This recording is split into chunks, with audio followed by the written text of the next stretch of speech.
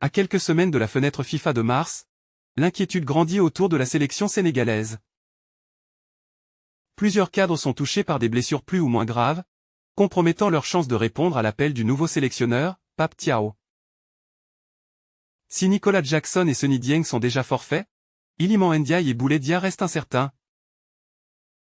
Un véritable casse-tête pour le staff des Lions, qui devra composer avec ses absences potentielles. Chelsea devra se passer de Nicolas Jackson pendant plusieurs semaines. L'attaquant sénégalais souffre d'une blessure aux ischio-jambiers et ne retrouvera les terrains qu'après la trêve internationale, voire en avril. Nico sera absent jusqu'à la trêve internationale, et sera probablement disponible après la trêve internationale, a déclaré hier Enzo Maresca, le coach des Blues.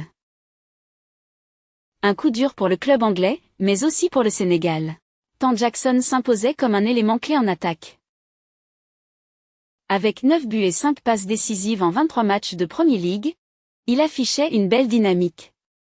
Mauvaise nouvelle également pour le poste de gardien.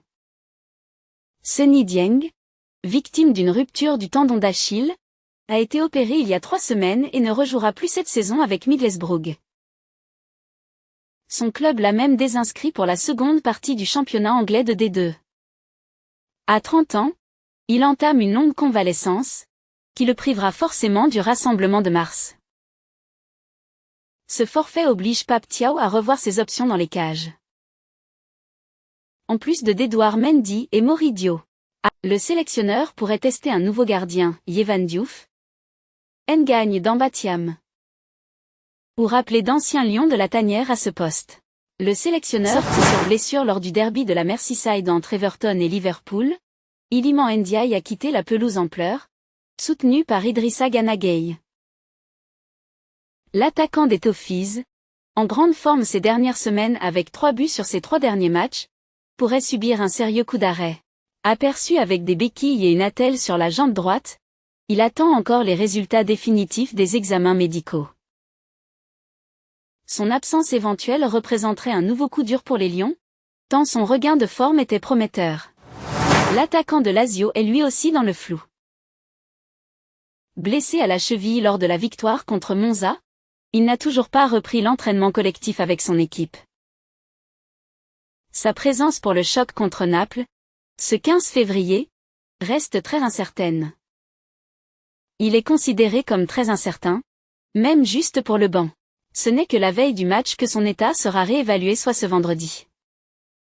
Dans ces conditions, il est difficile d'imaginer Boulaye Dia en pleine possession de ses moyens pour la fenêtre FIFA de mars, même s'il sera sans doute sur la liste.